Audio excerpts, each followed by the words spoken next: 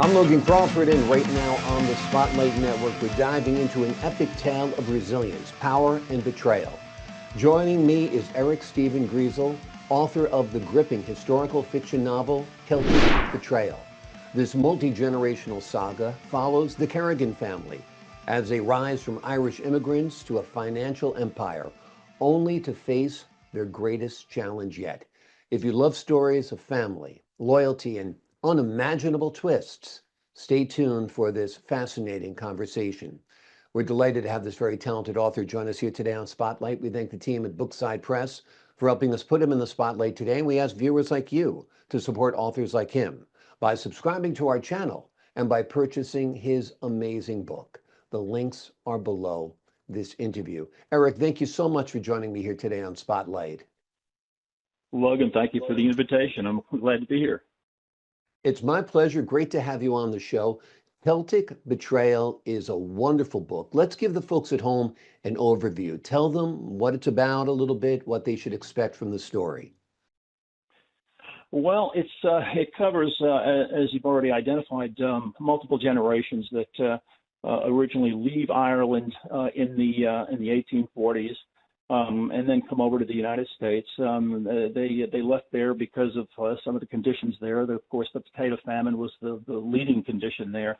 But they also, as most people know, the Irish were pretty almost imprisoned in a way by the British. And so that the British and the potato famine drove James Kerrigan out of Ireland. And unfortunately, he was by himself. His family didn't make it. And he traveled with a friend. And the two of them come over on a ship, and that's not without incident. He goes through a little bit of a situation there where he saves somebody's life, and then once he comes to the United States, he works his way across the country and starts the empire that's soon to be a colossal empire when it's eventually moves to New York, and then it continues to grow through several generations. And the generations, of course, experience a lot of hardship and problems, but in the end, the ultimate issue they face is the massive betrayal. Yeah. It sounds very real. It feels very real. You've got people fleeing Ireland because of deplorable conditions there, coming to the United States to make good. Tell us a little bit about your inspiration for it. Is it based on real life experience, a family might know? What is it? I wouldn't say it was based on a real life experience. I think it's probably the fact that I've done a lot of reading and listening to stories myself. And historically, I was always amazed at the things that happened back in that century, both in Europe and in Britain as well. And when I decided to write a story, I thought, well, who would be the most the best potential people to base the story on. And if you read a lot about what happened with the Irish, they were quite they were really driven out of their own country for a number of reasons. Of course, the potato famine again was one of the leading ones, but they had about 5 million people in the 1800s that left their country, and that was for a country that probably didn't have at the time more than about 15 million people. So it was a massive remigration of people from Ireland and into the United States, and a lot of the good things that happened in the country were on the backs of the Irish folks. And so when I was looking for somebody that would be a really good character and that would probably win a lot of votes for people who say, oh, I really love James the best. I wanted to create a character that would just endear himself to the readers, and I thought by putting him through the situation that I did, it was something that everybody loved. And as I got input from people that read the book, and I would always say to them, "Who was your favorite character?" Logan, without a hesitation, everybody voted for James. So I thought, well, boy, I sure hit that one right on the head. And then of course, one of the things I wanted to do and did in the book to keep James at the forefront was to go ahead and mix the characters. So I would start with the current day in the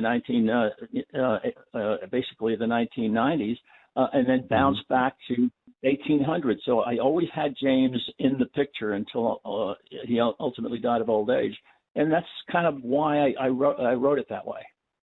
Yeah. And it makes it very compelling, jumping back and forth in time and keeping that compelling character throughout the narrative. Is there any kind of message you're trying to relate to the audience, or is there a takeaway from the book? Uh, I know, I understand a lot of authors probably have a reason they write something, but my reasoning for doing that was a little different. And I'll just show you briefly why it happened the way it did.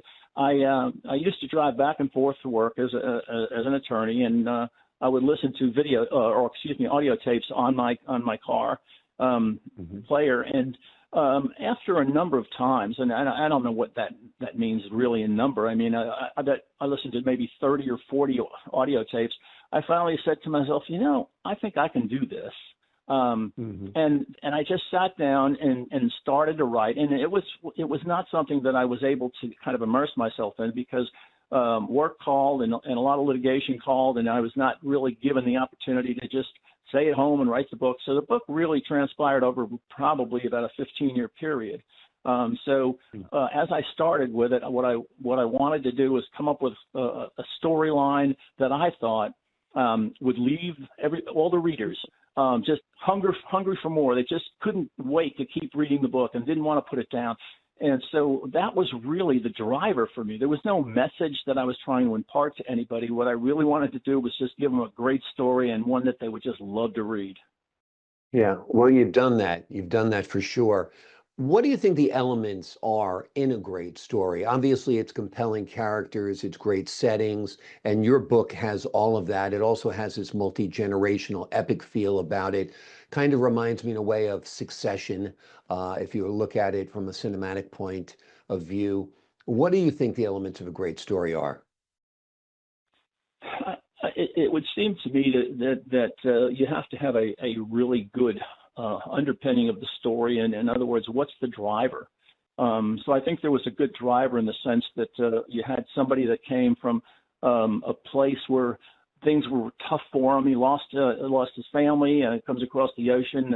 That wasn't an easy journey at the time, and then comes across the country, and he starts into building an empire. And that sounds really easy to say, but as you've identified, it's not an easy thing to write. And what you want to do is write credible stuff and have characters that people can align with. And I don't mean that by saying everybody needs to be on board with James.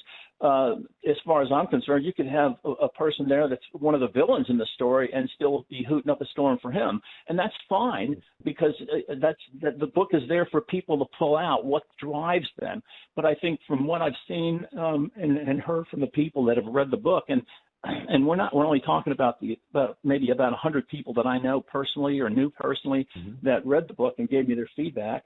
I think they jumped on board with James. They love to see somebody who started with basically nothing and just all the strikes against him, and then worked his way gradually. And there was a time when James had to start being the tough guy that he turned out to be.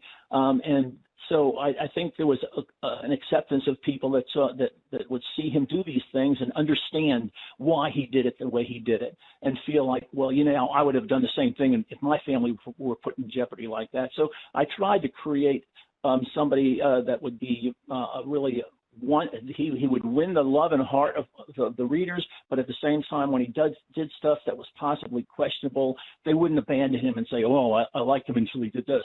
And that was what I was trying to get at, is find that person that would have that overriding, compelling saga of what he did in the book, that the people wouldn't abandon him. They'd still love him.